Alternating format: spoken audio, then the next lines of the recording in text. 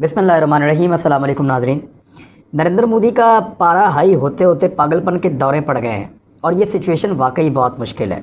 एक ऐसी हुकूमत के लिए तो बहुत मुश्किल होगी जिसने बहुत बड़ी इन्वेस्टमेंट की है, यानी इतनी बड़ी इन्वेस्टमेंट जो वो अपनी ज़ाती रियासतों पर नहीं कर रहा था। वो इन्वेस्टमेंट लेकर एक दूसरे मुल्क में जा रहा था, ये सोचते हुए कि इस मुल्क से वो कुछ नताइज हासिल करेगा। पाकिस्तान के ख़िलाफ़ एक बहुत बड़ी साजिश थी, लेकिन खित्ते में जो डेवलपमेंट हुई है गुज़िश्ता चंद दिनों में, उस डेवलपमेंट ने नरेंद्र मोदी को ऑलमोस्ट पागल कर दिया और वो पागलपन उनके मीडिया पे नज़र आ रहा है। यानी उनके मीडिया दिन रात रो रहा है। वो जो कुछ अफ़गानिस्तान में हुआ उसका ज़िम्मेदार पाकिस्तान को करार देना चाहता है। अगर वहाँ के लोग भाग गए, उन्होंने मुकाबला नहीं किया, तो उसका ज़िम्मेदार भी वो पाकिस्तान को करार देना चाहते हैं। हालांकि पाकिस्तान का उसमें लेना देना कुछ नहीं है। भाई आप खुद नहीं लड़े, आपने मुकाबला नहीं किया, आपने जो फोर्स खड़ी की वो वहाँ पे खड़ी नहीं हुई, तो लूज़र कौन हुआ? लूज़र तो वो है जो बगैर लड़े हथियार फेंक दे। लूज़र तो वो है जो सामना ही ना करे। लूज़र वो है। अब पाकिस्तान को ताने देने का क्या फ़ायदा? और अगर पाकिस्तान ने ये सब कुछ कर दिया है तो फिर आप तस्लीम करें कि सुपर पावर कोई और नहीं है इस दुनिया में, सुपर पावर फिर पाकिस्तान है। या तो फिर इस बात को भी तस्लीम करें कि दो बड़ी सुपर पावर्स को पाकिस्तान ने इस खित्ते के अंदर शिकस्त दे दी, उनको तबाह कर दिया, उनका पैसा भी ज़ाया कर दिया, उनकी इज्जत भी ज़ाया कर दी। अब दो बहुत बड़े लूज़र्स हैं इस पूरे खेल के अंदर। एक लूज़र है आलमी सतह के ऊपर, जो बाइडन है। यानी जिस तरीके जो बाइडन ना कहें, आप अमेरिका ही कहें, क्योंकि अमेरिका की ये पॉलिसी थी। जो बाइडन ने तो ये अपने खाते ले लिया ना सारा कुछ। यानी जो बाइडन ने वो बोझ जो किसी भी अमेरिकी सदर को उठाना पड़ता, कल अगर कोई और फैसला करता तो ये सब गालम गलोच उसके साथ हो रही होती। अगर इंसाफ करें तो जो बाइडन ने अमेरिका की गलतियों का बोझ अपने कंधों पर उठाया 80 साल की उम्र में, और वो बोझ उठा के उसने ये सारा अपने खाते डाल लिया, तो एक तो बड़ा लूज़र जो है वो अमेरिका है। दूसरा जो इसका सबसे बड़ा लूज़र है इस खित्ते में होने वाली तब्दीली का, वो है भारत। और भारतीय मीडिया का चीखो पुकार, उनके लोगों की बातें, उनकी आहज़ारी, पाकिस्तान के ऊपर उनके इल्ज़ामात, उनके एलिगेशंस, उनकी चुभन, उनकी तकलीफ़ ये बता रही है कि वाकई में वो लूज़र है। अब यही दो लोग हैं जो वज़ीर-ए-आज़म पाकिस्तान इमरान खान से रब्ता नहीं करते। यही वो दो लोग हैं जो सुलह की बात नहीं करते। यही वो दो लोग हैं जिनके ताने इमरान खान को दिए जाते हैं कि ना नरेंद्र मोदी इमरान खान से बात करता है। वैसे तो हमने भी कहा कि हम बात नहीं करेंगे जब तक कश्मीर के मामले के ऊपर भारत अपनी हठधर्मी नहीं छोड़ता, तब तक तो बिल्कुल नहीं करेंगे। और दूसरा, जो बाइडन का एक ताना दिया जाता है इमरान खान को कि वो टेलीफोन कॉल नहीं करता। वैसे जो बाइडन किसको फ़ोन कॉल करता था बार बार?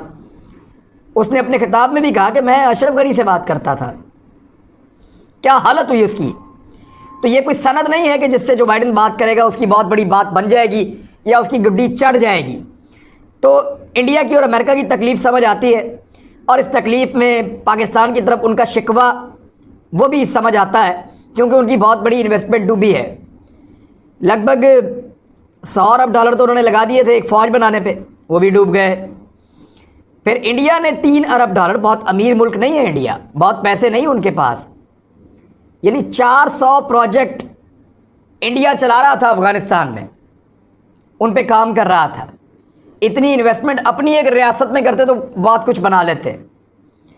तो $3 अरब वो लेकर गए अफ़गानिस्तान में, वहाँ जाके लगा दिया पैसा, ज़ाया कर दिया, मिला भी कुछ नहीं। और दोस्तों की जो साथी थे उनकी हुकूमत भी गई, और अब उनके पल्ले भी कुछ नहीं है, और अगली हुकूमत के साथ कोई बात बनती हुई नज़र भी नहीं आ रही। तो इसीलिए एक तज़ब्ज़ुब है, एक परेशानी है इंडिया के अल्फाज में। और वो कैसे झलक रही है, ज़रा आप 14 अगस्त पे जो एक पैगाम है नरेंद्र मोदी का, उस पैगाम को आप सुने। लेकिन उससे पहले, इंडिया की रियासत है उत्तर प्रदेश, उसका एक शहर है अलीगढ़। ये बड़ा मशहूर शहर है, अलीगढ़ यूनिवर्सिटी भी आपने नाम सुना होगा, और ये बहुत तारीख़ी नौइयत का शहर है। दुनिया भर में लोग इसको जानते हैं, और यहाँ के तालीमी इदारों से बड़े बड़े शानदार लोग निकले हैं। तो जो अलीगढ़ है उसका नाम तब्दील करके उत्तर प्रदेश का ये शहर है, हरिगढ़ जो रखने की एक पंचायत ने मंजूरी दी है। उनकी जो ज़िला पंचायत है उसने मंजूरी दी है कि इस शहर का नाम अलीगढ़ से तब्दील करके हरिगढ़ रख दिया जाए। अब इंडियन न्यूज़ चैनल है NDTV, उसके मुताबिक लोकल बॉडी के सरबराह ने बताया कि ये तजवीज़ पीर को मंजूर की गई है اور منگل کو حکومت کو بھیج دی گئی ہے۔ اگر یوپی حکومت، جو وہاں پہ حکومت ہے یوپی کی، اور وہ آپ کو پتہ ہے یوپی حکومت کس کی ہے، وہاں تو یوگی صاحب بیٹھے ہوئے ہیں، تو انہوں نے اگر علی گڑھ کا نام تبدیل کرنے کے اس اقدام کی منظوری دے دی تو یہ Bharatiya Janata party B J پی کے زیر اقتدار اس ریاست میں نام بدلے جانے والی جگہوں کی طویل فہرست میں ایک نیا اضافہ ہو جائے گا۔ اس سے پہلے بھی یہ بہت زیادہ نام بدلتے رہے ہیں۔ جنوری 2019 میں کمبھ کے میلے سے چند ماہ قبل الہ آباد کا نام جو ہے وہ تبدیل کر دیا گیا تھا۔ الہ آباد جو ہے وہ پوری دنیا میں اہل زباں کی ایک مقبول جگہ ہے، اس کا نام بدل کر پریاگ راج رکھ دیا گیا تھا۔ علی گڑھ ضلع پنچایت کے سربراہ وجے سنگھ نے نیوز ایجنسی ANI کو بتایا کہ کل پیر کو ہم نے ضلع پنچایت بورڈ کی میٹنگ میں کچھ تجاویز منظور کی۔ پہلی تجویز علی گڑھ کا نام تبدیل کر کے ہری گڑھ رکھنے کی تجویز تھی، اسے متفقہ طور پر منظور کیا گیا، وزیر اعلیٰ کو بھجوا دیا ہے، منظوری آنے پر نام تبدیل ہو جائے گا۔ یعنی اس لیول کی ایک عدم تحفظ کا وہاں شکار کیا جا رہا ہے اقلیتوں کو۔ مسلمان ایک اقلیت ہے، ان کا نام تک برداشت نہیں ہے، جو تاریخی مقامات ہیں ان کے نام تک جو ہیں وہ برداشت نہیں ہے۔ تاج محل کا بھی نام بدل دیں پھر، اور جو وہاں پہ جتنے علاقے ہیں، جتنے ایریاز ہیں جو مسلمانوں نے وہاں خدمات دی ہیں، ان سب کے بھی نام بدل دیں۔ جیسا کہ میں نے آپ کو بتایا کہ اتر پردیش کا وزیر اعلیٰ یوگی آدتیہ ناتھ ہے، اس پہ میں نے ایک پوری ویڈیو کی ہے کہ یہ کیا بلا ہے، یہ کیا بندہ ہے، کہاں سے ہے، یہ انتہا پسند ہندو ہے، اور اس نے جگہوں کی جو نام ہے ان کو تبدیل کرنے کا اس نے اشارہ دیا تھا۔ اس نے کہا، اور اس نے یہ خبر دی تھی باقاعدہ، اس نے اناؤنس کیا تھا، اس نے کہا تھا کہ ہم وہی کریں گے یا ہم نے وہی کیا جو ہمیں اچھا لگا۔ ہم نے مغل سرائے کا نام پنڈت دین دیال اپادھیائے نگر یہ رکھ دیا ہے، اور الہ آباد کا نام پریاگ راج رکھ دیا ہے، اور فیض آباد کا نام ایودھیا رکھ دیا ہے۔ جہاں ضرورت ہوگی وہاں پہ ضروری اقدامات کیے جائیں گے اور نام بدل دیے جائیں گے۔ اب یہ ہے وہ پاگل پن، اور اسی پاگل پن کا مظاہرہ نریندر مودی نے 14 اگست کو بھی کیا۔ ذرا آپ ان کا جو سٹیٹمنٹ ہے وہ آپ سن لیں۔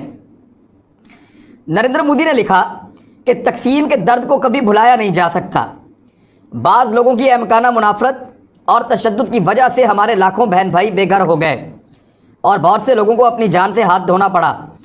اپنے لوگوں کی جدوجہد اور قربانیوں کی یاد میں 14 اگست کو تقسیم کی ہولناک یادوں کے دن کے طور پہ منایا جائے گا۔ مودی نے ایک اور ٹویٹ کیا، بھی اس کا جواب دیتے ہیں آپ کو، کہ تقسیم کی ہولناک یادوں کے دن کے طور پر یہ دن منانا ہمیں سماجی تقسیم اور منافرت کے زہر کو ختم کرنے کی ضرورت کی یاد دلاتا ہے۔ ہمیں یہ اتحاد کے جذبے، سماجی ہم آہنگی اور انسانوں کو بااختیار بنانے کے لیے حوصلہ افزائی بھی کرتا ہے۔ یہ جی کہا ہے نریندر مودی نے۔ 14 اگست کو آپ کہہ رہے ہیں کہ کیونکہ انڈیا 2 حصوں میں تقسیم ہو گیا تھا اس لیے بہت بڑا دن ہے، بہت برا دن ہے۔ تو 15 اگست کو کیا ہوا تھا جناب؟ کیسے تقسیم ہوا تھا بر صغیر؟ جو پاک اور ہند تقسیم ہوئی تھی وہ کیسے ہوئی تھی؟ ایک ملک بن گیا پاکستان، ایک ملک بن گیا انڈیا، 2 ملک بن گئے۔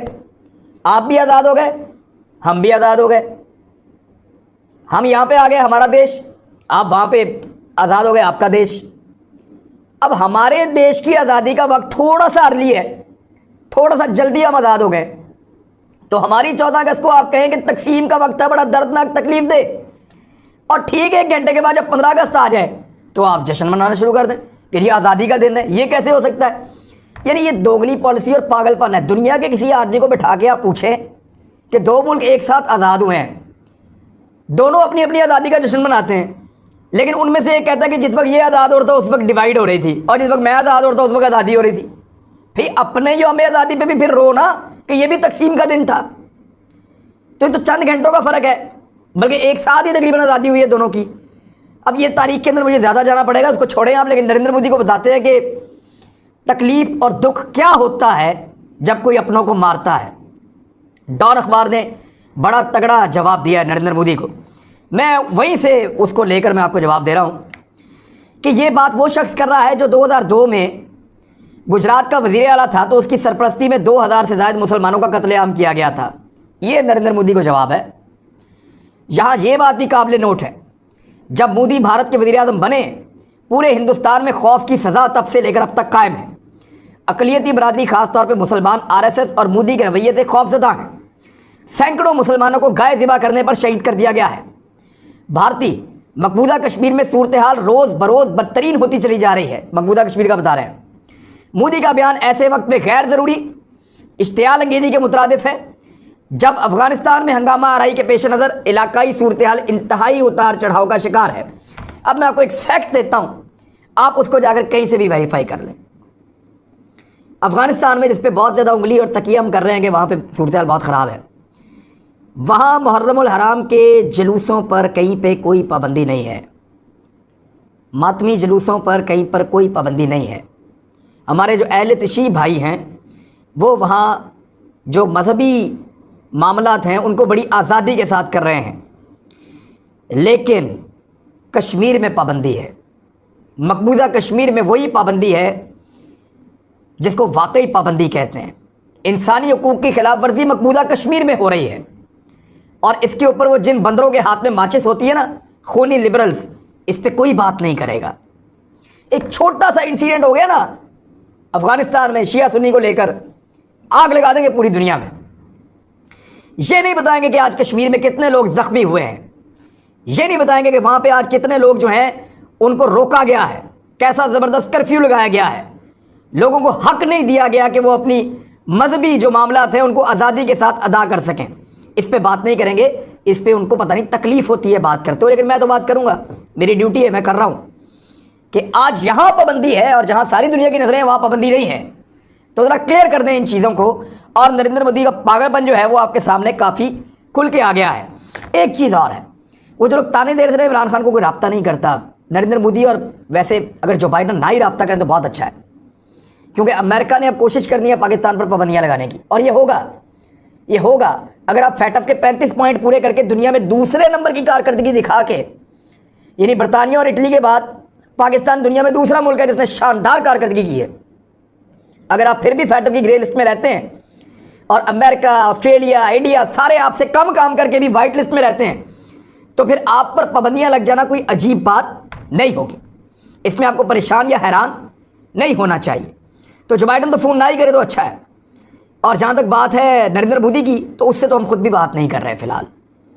और उन्होंने खुद रब्ता किया था पाकिस्तान से कि बैकडोर चैनल राब्ते खोलते हैं, लेकिन पाकिस्तान का मुतालबा वही है कि ठीक है, कश्मीर में आप रिलीफ दें, मामलात को ठीक करें, हम आपके साथ चलने के लिए तैयार हैं।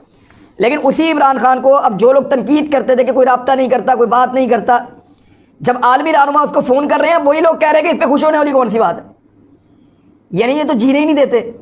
उससे कोई फ़ोन ना करे, दो लोग अगर दुनिया में फ़ोन ना करें तो दिन रात ताने, और जब लोग फ़ोनों का तांता बन जाए तो फिर भी ताने।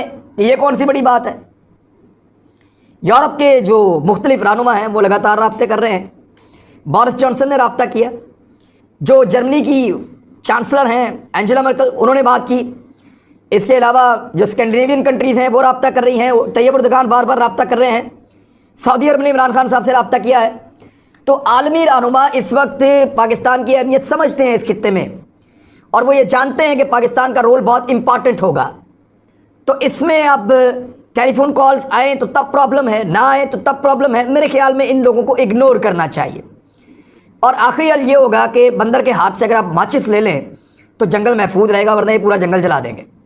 इन्हें एक जुल्म होता हुआ अफ़गानिस्तान में नज़र आता है, अगर ना भी हो, और एक जुल्म होता हुआ कश्मीर में इनको नज़र ही नहीं आता, अगर हो भी रहा हो तो इन लोगों को, जो दोगले लोग हैं, जो फ्रॉड कर रहे हैं, इनको ज़रा पहचानना भी ज़रूरी है। अब तक के लिए इतने, अपना ख्याल रखिएगा, अपने इस चैनल का भी। अल्लाह हाफ़िज़।